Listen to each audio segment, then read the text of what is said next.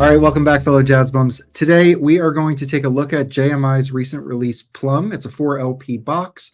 We're going to get into it. Before we do, remember to like and subscribe, share this conversation. It really helps the channel. We also have the Jazz Bums Discord, which we have a great community that's growing there. So we're going to drop a link to that in the description. So please come and join. And then we also live stream every Friday. So come and check us out there as well. With that, I'm going to kick it over to Felipe to get us started. Thank you, Mike. Thank you, Chris. Thanks you for watching. Thanks for coming to the channel.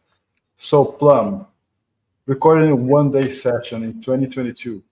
JMI Recordings finally released their most ambitious title so far, right? In presentation, sonics, concept, Plum is something to be slowly appreciated, taken by bite by bite. It's a quadruple record in a process that pleases and challenges the senses of any listener. Recorded as a trio by Dave Murray on saxophone, with Ray Angry on keyboards and Questlove on drums, is an album that overflows technique, skill, and improvisational setting where relaxed meets joyful meets intense. Plum comes packaged in a velvety box like a peach skin. It's music to be listened to be felt, to be tasted. It's a mixture of senses. And Mike, if you want to go over the box and show people. Yeah, sure. So we can quickly break it down. So this is it behind me. I did just want to show a few things, and then we can move on. But it is a textured box itself. It comes with a note on the inside. I think, Felipe, you have a story to tell about this. The hype sticker is pretty simple. It just talks about that it's a 4 LP box. It comes with a Plum sticker, so that's cool. There's a little JMI catalog that shows all their releases. And then it does come with some liner notes. So this basically just talks about the session itself. And then also it talks about all the recording pieces. So JMI cares about every component piece that it uses in its recording chain. So they detail from microphone to lathe, basically, and everything in between. So they document all of that, which is very, cool to know. It's kind of a mark of quality. And then, so there's 4 LPs. They each have their own sleeve, so 1 through 4. It's polyline sleeve. And that's pretty much it. There's just the inside of the back box and then the trio on the back there. So that's the box itself. It's very well presented, very nice. Feels like a premium product. How did you guys like the box and the music itself? The whole package is pretty badass. I love the textured cover and just kind of the detail they gave to the whole thing. Just to talk real quick, the pressing is, the records themselves are flat and quiet and sound great. And the music's super engaging. David Murray on this is really kind of like the center focal point. And it's so interesting to hear him play with Questlove and Ray Angry because of their style, which is, something that I don't listen to that often in terms of using synths and improvising at that level. Questlove does an incredible job at kind of changing up the beat, especially on like the title track Plum. And then David Murray just like reacting to it, as well as Ray Angry. It's a pretty amazing group. But David Murray, I feel like, is just incredible on this. To me, he sounds like he's in top form. Yeah, so that's true. Yeah. Very true. I think this record, just the fact that it has like this velvety cover, I think, and the names of the songs and the flavors that each player like brings a different flavor and a spice to the spot. It's just so amazing how they're so diverse in a sense, but it's a mixture that works extremely well and feels like a concert with like some long pieces. You have some breaks in between, some solos, and then comes back and really hits even harder. So when it was actually Dave Murray's idea to put them together, to record them as a duo, as a trio, because they love Dave Murray since Dave Murray actually played with the Roots in the 90s. So when Ray heard about the project, he asked Steve if he could be a part of the recording, and Steve talked to Quest as well. And then that's how the session got together. And we're going to talk about it now. And let's go to the first song. So the album starts with Plum, with a long solo that leaves no question on what this record is about. There's a perfect balance of David's adventurous but soulful playing. Then he meets Questlove, perfectly timed grooves and a soundscape that only Ray Angry can bring to the table. I think this kind of sets the whole. See, this is what we're gonna do. This is how we interact. But then from here, this is just the base. From here, we're just gonna expand a lot more. I think it's a great intro and long intro piece. How did you guys like it? No, I love that song. I mean, so some of my thoughts are also reactions to things other people have said that were negative, right? Okay, all right. Especially this tune. So, basically, one of the things that someone said was that this song goes nowhere, which I think is completely untrue. I think it's just the whole track is just this amazing vibe that Ray creates this psychedelic, like bass laden platform for David soloing, right? And it's completely improvised. Yeah. Which damn near this whole album is just complete improvisation. Felipe, did you say the whole thing took 4 hours to record? Yes. Yeah, and we got 2 hours of basically 2 hours of music out of that. It's just crazy. But like the one thing I would also say, like Quest on this whole record is very tasteful and real tight in the pocket and that sort of thing, but he's not like the focus, right? Like he's the drummer. And I think that, Quest being involved with this for people that maybe aren't super well, if people aren't big jazz nerds are never going to even know this existed probably. But I mean, like outside of jazz nerds, Quest is the biggest name right now, probably, right? Like if you ask somebody on the street who's Ray Angry or who's David Murray, they're going to be like, I don't know. But you mentioned Questlove. I think a lot more people will know who he is. But the point to that is that he's the drummer and it's a trio and it's not like his record, right? I think to me it's more of a David Murray or Ray Angry record than Quest. So kind of the last thing about this song is that just this when the sax starts to soar, I think Ray just adds in like this psychedelic electric piano at one point that's just really, really nice. And then the track just cooks, man. I mean, it's just a fucking burning ass tune, Yeah, I felt like this is one of my favorite tracks, and I think what's interesting is I don't know the recording session like like the sequence, but to me, at least on the record, having this as kind of the initial song is important because I do feel like there is like a conversation happening, and the way that Questlove plays the drums, and Ray Angry, they basically set up David Murray to come in and improvise. And I swear, David Murray brings these guys along, and I think there's like, I don't know, like 4 minutes into the song, Questlove like switches up the beat, and you could tell like the entire energy shifts. It's almost like David starts it out, and like, and if there's no rehearsal time, like they're getting into it, and I think you can kind of feel how Ray Angry and Questlove are like, okay, all right, okay, we're doing this, we're figuring this out, and then they do figure it out. They switch it up, and then they come together, and I just feel like it's such like a nice foundation, like you said, Chris, to kind of set up the rest of the album, because it is almost like they're kind of like figuring it out in the moment. And I think it's David Murray that really provides that level of energy that brings everybody on board. So it's a great song. I really enjoyed it.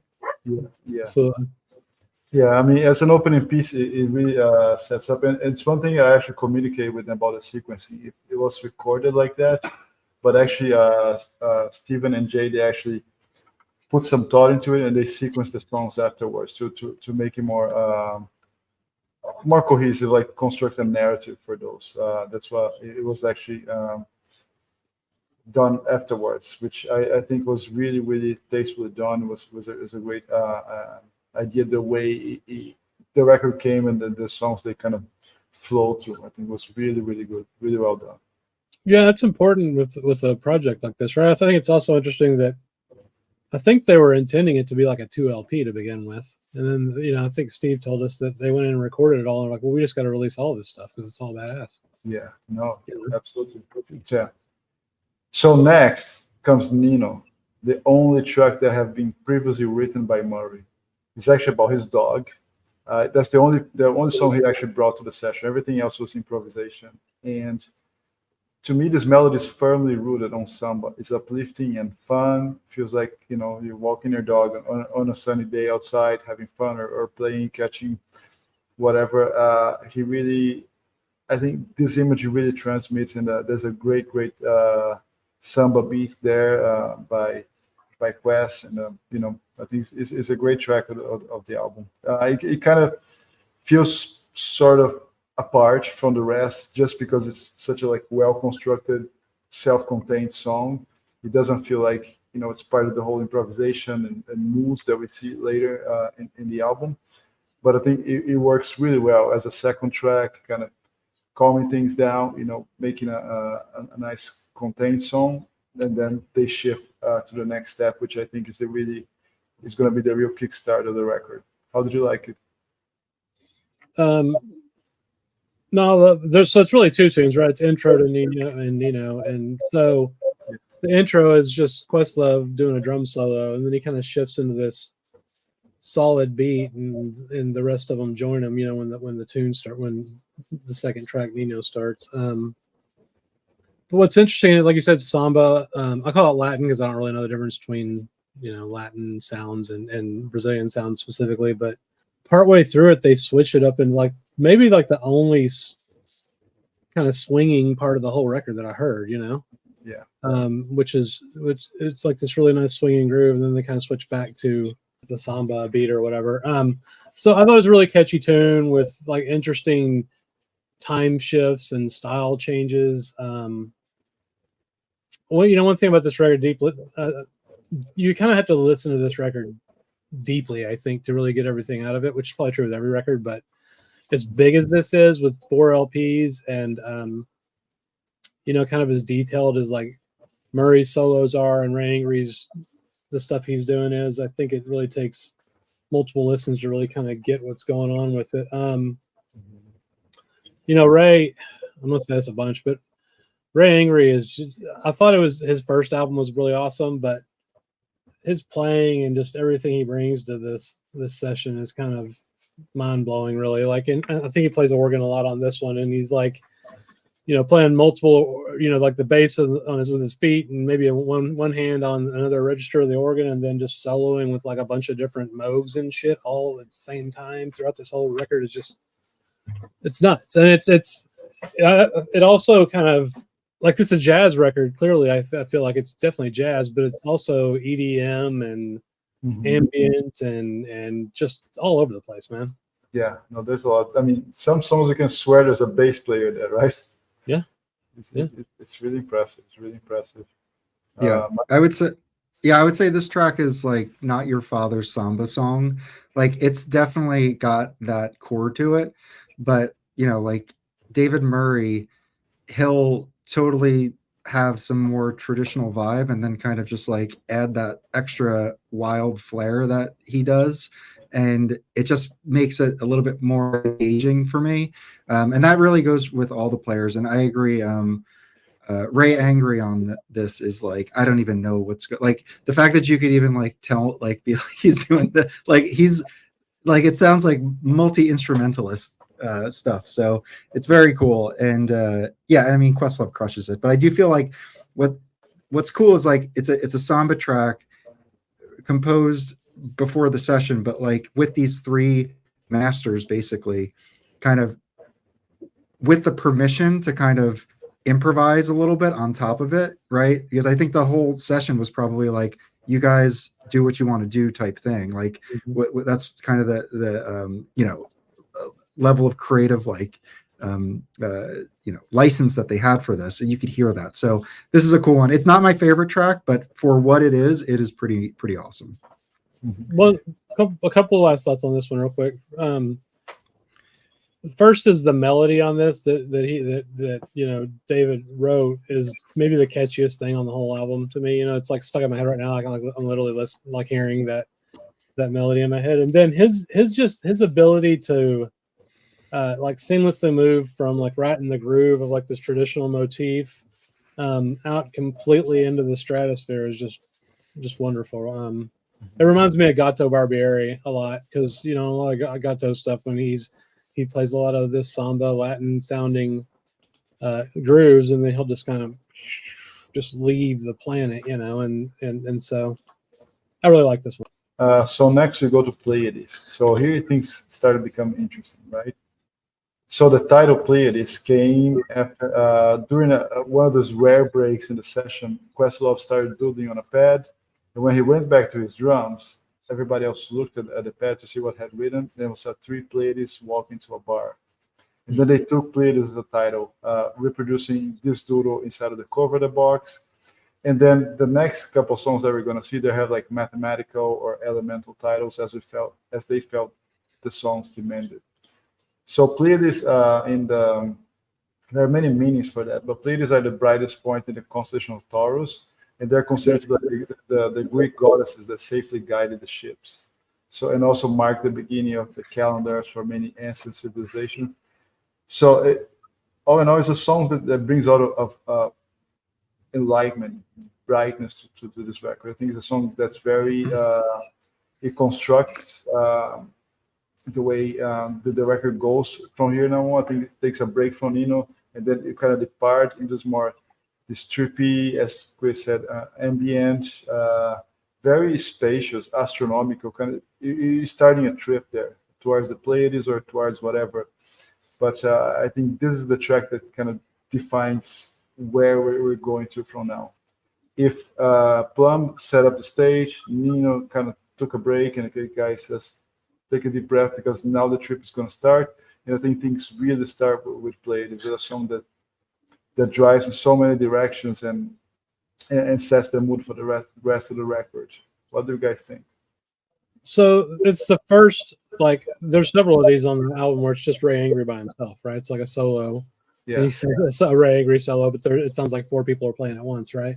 Yeah. But this tune specifically reminded me of like Aphex Twins ambient stuff from the 90s. Like, just straight up give me that feeling. It's just a bunch of fat modulating bass sounds, and it's super trippy. So I really enjoyed this one. Same thing. You guys basically nailed it. I mean, it feels like you're in outer space, to me at least. I just think it's done in a really fun way. Like I could see Ray Angry. Is it Ray Angry that's playing this? I know, Felipe, you mentioned that Questlove. Okay, that's what I assumed. So Ray Angry is playing this, and he basically has like carte blanche to do whatever he wants again. And it's just like, this is where he wants to take it. Like, this is like a big concept already. Like, it feels like it's bigger than itself already. Like, it has like this like mathematics, science, space feel to it. So I totally agree with all of that. So that's the first record. So now record 2 opens with Atomic Number, just following this ancient science, chemistry, alchemy, or whatever you want to call. It has a very like hypnotic rhythm on Ray's keyboard, and the drums are very focused and dry and clean, and then it just diverts into a crazy exploration that only Murray can deliver. And I think it probably summarized Atomic Numbers, talk about the atom, like its weight, is the way all these pieces are put together, such a lot of pressure there, and that's the building block of everything else. So yeah, the song is really, really good, really trippy, and I enjoy this quite a lot. I think the way that when Murray kicks in, he brings it to another level. Yeah, for me, Atomic Number continues the vibe that's been being built on the record, right?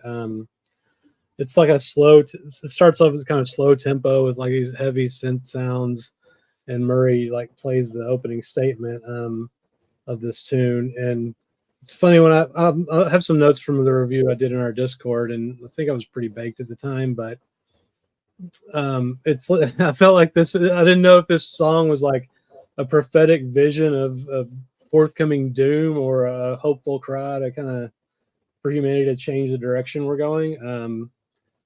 It's not clear what the answer is with this tune, I don't think, but I really enjoyed this one. And this is a whole side, right? This is like a 18 minute tune. That's very common on this record, that you have these super long, drawn out jams. So yeah, Time Number's great. Yeah, I agree. I think this definitely goes back to maybe some of the feel on the first track, where they're like letting it kind of go where the feeling takes them. That's why I think Questlove is such like I think like this trio is so great because I do feel like they all kind of get it to that degree. Like obviously like David Murray is a master of improvisation, and I feel like Questlove just like fits in perfect, and Ray Angry too. So this I just feel like they're back to that trio form, and it it's just a cool it's one of my favorite tracks on the record. Yep. Yeah, and Questlove has a pretty sick solo at the end. Yeah, no, for sure, for sure. Yeah, so next we go to Scalen. Scalen, as we know, is the uneven triangle. Neither side matches. It reminds the listener of how different the size of the triangle are, right? You have Ray, Questlove, David, how different they are, where they come from, and what a beautiful melody they can assemble together. It's a slow burner, starts kind of slow, and then Murray punctuates the melody with beautiful place notes towards the end. To me, almost like guitar strings being plucked. He's so sharp and pointy there, and Ray and Questlove. I mean, Questlove is very perfect on the timing, right? He's very precise and perfect. And on this one, on Scalen, that's the song that he kind of reminds me of like an old school jazz drummer than the kind of stuff that we usually expect from him. So I think just to show his versatility, his way that he can flex and adapt to any situation there, and work towards the melody, which I think is the most important here. Yeah, I agree. I mean, this is another full side. It's a 15-minute song. One thing I noted was that it's 15 minutes, but it takes up almost the whole side of the record. So like it was cut with the grooves super wide, and it just kind of reminded me how great the record sounds. Mm-hmm. Obviously we talked about it's all analog and all that, but all the instruments are analog too. Even all the synths that Ray plays are analog, synths. So I was, about halfway through the song, I was like, man, Ray Angry is number one on this record for me, right? Mm-hmm. He's just the king. And then David Murray busts out a bass clarinet, and that kind of just threw that calculation. Yeah. Dude. And I was like, oh shit, It's bass clarinet time. Okay. Yeah. So Murray's like, I got this going too, bro. So, Yeah, I feel like that bass group with a bass clarinet, like I feel like Ray Angry and Questlove like match that tone because like we already kind of got out there like in space and all this like science stuff. And it's like now this deep, sharp tone is coming, and I feel like it fits right into kind of like the overall vibe of the record. So definitely was really nice to hear that brought out at this point. Well, I think it also kind of connects it to the history. I mean, obviously the history of the music, but the history of like avant-garde jazz. Bass clarinet always kind of rears its head in those scenarios, whether it's Ornette or whoever. Dolphy, yeah, Dolphy. So anyway, you're always going to get me if you bust out a bass clarinet. It's like, okay, yeah, it's great. Let's fucking go, Yeah. No, so next we have like a sequence of solos, right, and some short songs there. Mostly free exercises, maybe short songs of the trio settings would not be ideal. They became solos, or they're just taking a quick break, right, before returning. So we have Ray solos first, organs, which pretty much is like means organs, right? And just like playing multiple sounds, layering a lot of stuff. It's a really nice breaking exercise there. How do you guys feel about the song? I think those solos, they're great, but they don't add much like in terms like composition wise, but they're really good kind of pauses and breaks that you take and appreciate what each one is bringing to the session itself, and taking a quick break before you can really go back to the intensity of the session itself. What you guys think?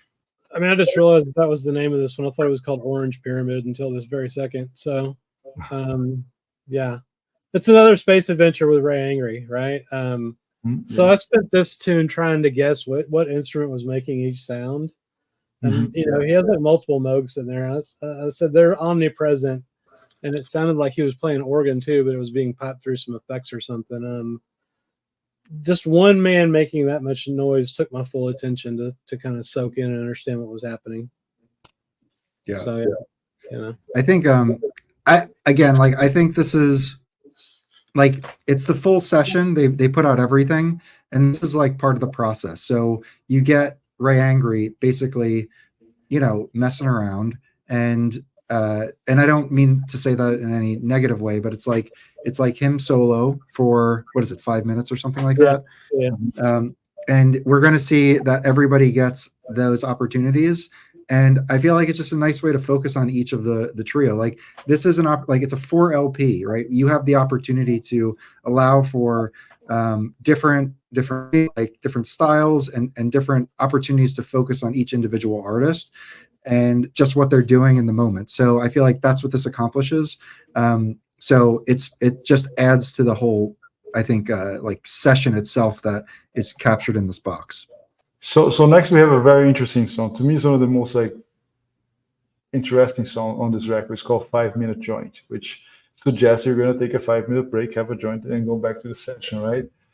I thought it was like the hidden gem in this whole record because it starts at like a classic jazz tune. I feel like the 40s, early 50s. You can put like laid back, very easygoing, traditional jazz beat, reminiscent of this old school sounds, but slowly incorporates a great funky beat, I thought, with pedal bass by Ray. And to me, it ends almost like a Prince song. It's just amazing the way they finish the song, the beats that goes in there, and the bass is very funky sounding for me. It's like it starts like a jazz old school and ends up like Prince. I think this song kind of goes all over the place in such a short period of time, and I really love the song. I really, really love it. I think it's a hidden gem there. Yeah, my thoughts were basically that it's Murray on. I think it's bass clarinet again, right? Yeah.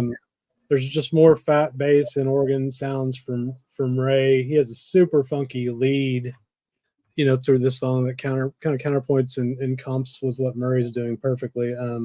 This is actually one of my favorite tunes on the album. Mm-hmm. I love this side too. I love all 4 LPs, but this side of these shorter songs is great. Yeah. This is also one of my favorites.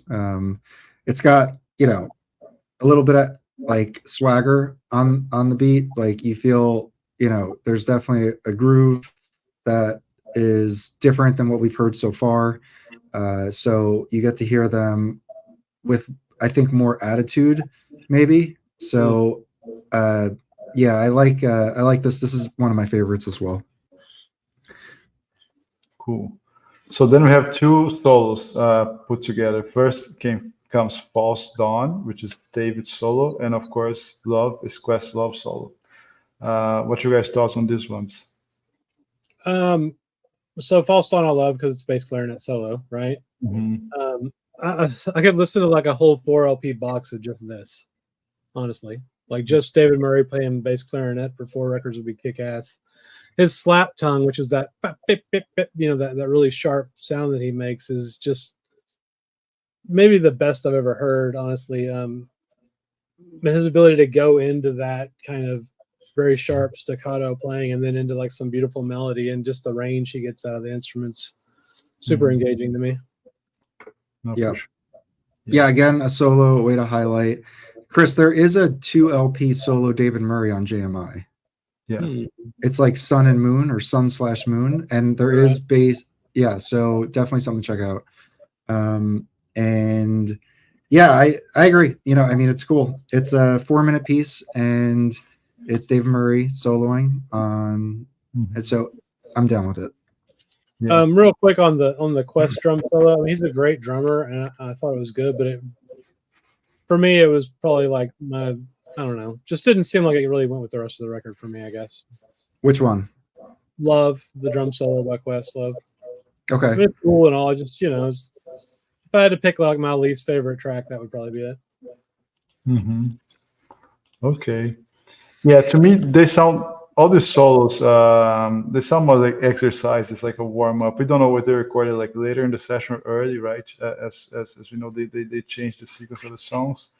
Probably just shows them like kind of preparing in a sense, or dialoguing, chatting musically, and kind of get the song together, maybe. Yeah, I like this. I think for the purposes of just hearing his drum set, So like he, is, just like Yeah. like solo drum soloing. You could hear the toms, you could hear everything, and just how good everything sounds. Yeah. That's a So good point. He has a really great drum sound on this whole record for sure. Oh yeah. yeah, Yeah. so I think it's interesting just to just be able to hear that alone, and then also like I do think like not to be formulaic, but everybody else gets a solo. I want to, I feel like he, not the, that's not the reason to include it, but for me, it didn't like break the flow or anything. It seemed like a natural thing to include. Yeah, I mean, it feels like a gig, right? When it goes like 2/3 through a gig, everybody's going to have a solo, and there's always a solo breaks. To me, it's like once they decided to go with the full format, the 2 hours at the almost like the whole recording, so that makes sense. But if they were going to put a regular release, you can tell like the solos will be out, and some songs they could have like spliced them and make it a little different. But I think in this context of putting everything together, it makes sense to have the solos there. I thought again, I agree with Chris. They're cool, but they're not like the most important things on the record. So then I have a song called Light, which kind of looks like after the solos are kind of catching up speed again. Light to me was like sounds like ethereal, this delicate drops of light painting like a sober and dark background, as if just come back. The rain is falling, life is coming back. It's very dreamy, melodic piece, as if the band rejoins after the solos and starts this crescendo towards a very climatic end. It's a really interesting song, right? Yeah, I said almost the same thing. I said it's a really pretty dreamy song. The thing about his synth sound, it's so lush, right, and all that, but it's also like so slightly distorted, which just adds like this little bit of tension to it, which is just really awesome. Yeah, I agree with you guys. I do feel like it takes you like to the next spot, like it preps you for what's to come. So yeah, I think it's cool. Yeah, it's like I think if we could like a background to the song, it could be like Fantasia or something like this. Yeah, the nature growing and life starting. I think that kind of goes there. So next we have my favorite track on the album. It's called Pink Noise. So here we have David soloing freely over a very like dreamy organ landscape that grows and accelerates its tempo. Then later in the track, Ray and Quest, they exchange so many interesting phrases and melodies. The saxophone with the drum. It's very hypnotic. It's very intense song. It ends very softly with a beautiful Murray solo. This track to me is the perfect synthesis. It summarizes the album, synthesizes the album, an atmosphere of improvisation, but delivered in a very cohesive way, in a very like closed box. How do you guys like Pink Noise? It's to me is my favorite by far. It's not my favorite, I don't think, but it's again an entire side recording, right, which is awesome. At this point, when I was listening to it, I was thinking, should this record have just been called "This is Another Angry 4 LP Record"? Let him blow your mind, because he's just so freaking good on this whole album. And Quest has a really nice kind of sweet shuffle going on this tune that I really enjoyed. And then I kind of felt like that David and Ray, just their inner, they're speaking to each other is so tight on this song, and just like the rest of the whole record, it's almost like they're two voices speaking as one. I thought that David did some of like his heaviest kind of solo playing on this tune, and that he has just kind of the right kind of squonkiness to me. I like a lot of free jazz and stuff, and I think this tune is probably the most free sounding sax on the whole record. But I have my limitations on the amount of squonkiness that I can tolerate, right? And this is just the right kind for me. So I would say this isn't my favorite tune, and I don't dig it quite as much as some of the others, but I do think it's awesome.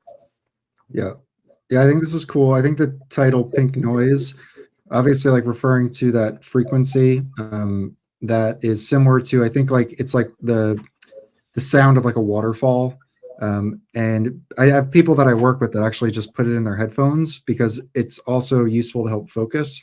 And I just think like I mean, I do like the track, and it shows like at this point, like the level of ideas that they're playing with is so diverse. Like they've really touched on all different types of things. And I think if you actually really kind of think about what they're doing and, you know, how masterful they are in their ability to not just continue to do something the same way for 4 hours, it's pretty kind of incredible to think about this as a whole. So I think that this is a different concept that they're playing with that sounds very different than the other things that they've done, and I just feel like it just adds to kind of like like how interesting this is to listen to all the way through. Like you're not getting recycled ideas. It's not like one style. It's pretty great. So I think it's like a testament to their abilities as musicians. So this is a great track. One of my favorites as well. But at the same time, they're all kind of interconnected, right? Yes, yeah, that's what I wanted to. Ideas and stuff connect to each other. So we can talk more about that at the end if you want. Yeah. Everything shares a common like feel. I agree with you, Chris. So now after this huge track, we have Wet. Wet kicks in. It's a very circular, to me, like a circular, like very involving rhythm. It's another example where Quest and Murray did like dialogue beautifully over an involving, just full organ sound, and then those guys just fly above it. They just go really some intense playing and then calming things down at the end, so we can kind of wrap up this record. I think it's one of more those examples where Ray just like makes this very nice, lush and full environment where those guys can really deliver their solos there and dialogue. I think there's a great level dialogue of Questlove and Murray again on this track. Yeah, for me, man, I don't know if it's my favorite tune, but it's up there.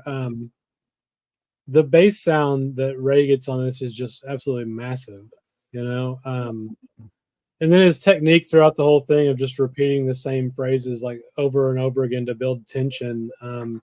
And kind of releasing that tension whenever he feels like it, reminded me of Mal Waldron a little bit. I mean, that's a technique that Waldron did a lot. You know, it's almost like all-consuming and maddening, almost how that repeated, you know, the repeated like bass line in this one specifically kind of builds. I feel like the whole tune is like this very well-crafted, slow-burning fire that they just build up throughout it. David Murray kind of directs the flames on the whole thing, and his playing on this reminded me a lot of like Art Pepper, even like at the Village Vanguard, you know. I don't know why, but it just kind of reminded me of that. And then I thought Quest was, you know, took his time as this whole thing's building to have a very melodic involvement in the tune, and then it's all like a big churning stew. Yeah. And I think that if I could see this one live, that would be fucking amazing. It would just blow your mind, you know, especially if you're like shit face, you just like fall out at the end of it. It'd be over for you. I think this is the closest thing that we get to a ballad, but it's definitely not a ballad in like the traditional sense, because I think, Chris, what you're saying is like Questlove builds and finds like a deep pocket. Like he's like the vibe and groove on this is probably the hardest on the record. It's pretty, Quest like really drives that. It's pretty incredible. It hooks you in, and he's definitely, you know, I don't know, in the pocket for sure. So this one's a great one too. Yeah, him and Ray together are just so tight, you know. Yeah. Cool. All right, so now we're getting close to the end. We have a song that's quite key here. It's Brown Doves. I believe Brown Doves was recorded early in the session, and I'm going to explain that. It's another slow burner, starts kind of slow and builds, gets intense. It feels like doves are flying, you know, this feeling of peace, this unity. Murray takes us on this journey that is hard to forget or disconnect from. I mean, the places where he takes with his saxophone solos there, amazing. And I think Quest drumming elevates it even more, accelerating the pace and hitting it hard. It's a beautiful song, like a journey towards, you know, the skies, the brown doves. also an interesting point about it, why I think it was early in the session. So communication with them, I was told that they felt like the telepathy like really built up during Brown Doves. As Murray, he just with no warning, out of the blue, he put down his horn. He recited a poem, then picked up the horn again and continued to finish the song, which I think is pretty amazing and totally unexpected. He just did it out of the blue, which adds another like interesting element and fact about the song. Absolutely. I mean, this takes up almost the entirety of the last side of the record. And Murray's kind of that poem has us questioning why we exist or why we're here and that sort of thing. And I felt like after he picked his horn back up, he kind of explained why. So Yeah. really cool song. Yeah. I would say like this one to me focuses definitely on Murray. He's kind of like front and center. He takes you through like his story, and Ray and Quest, I think, support him. But I this was definitely a David Murray focused track.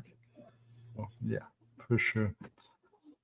So last, the pièce de résistance. We have Mondays.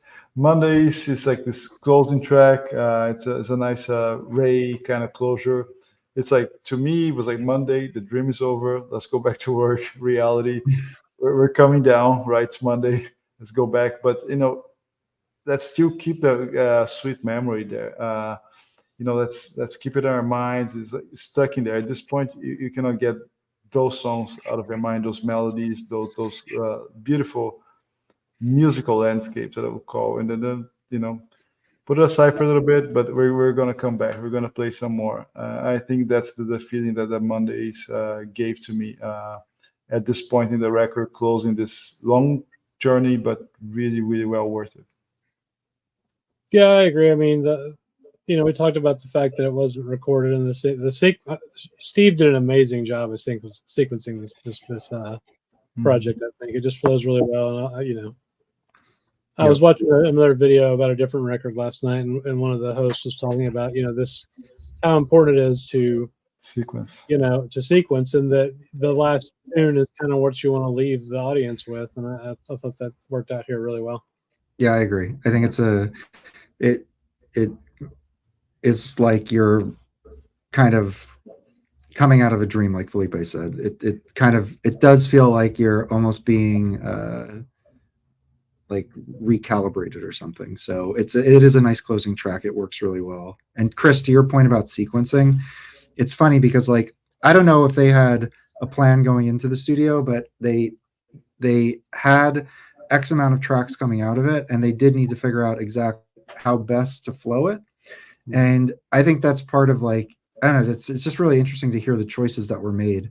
I think the thing that was most difficult was the second track, that samba track. I think now that Felipe, you mentioned that was the one piece that was composed before going in, it kind of makes sense that it feels a little different. But I don't know like where the best placement of that would be, because I don't think it makes sense to start with it, because it doesn't match a lot of the record. I don't think you can put it at the end, because I think first, I just don't think that's right. I feel like you don't want to do that with a David Murray composition like that. Yeah. So maybe you just put it number 2, get through it, and then get back into like the flow. But that was like the one piece that I think was maybe the most challenging in terms of the sequence. But everything else I think worked out well. And I think it's great because like the Plum is the title track, and it sets up the whole record, and then you got like this really cool, Nino's really, really awesome other thing. But so anyway, I mean, and as a listener, it's like, okay, well, what the fuck's coming next, man? Like these are so different. Like where are we going? Exactly. I think it only goes to show the important role of a producer in a record, not to just guiding the band, and which I think Steve does like really, really amazingly in most of his JMI sessions, but also again in sequencing, in putting like a cohesive appearance there, stitching the pieces together and making them then look like a landscape, not like just stuff like a hodgepodge. So I think in that sense, he did an amazing job sequencing the songs and actually also naming them as well. The names are quite interesting, I found. Final thoughts?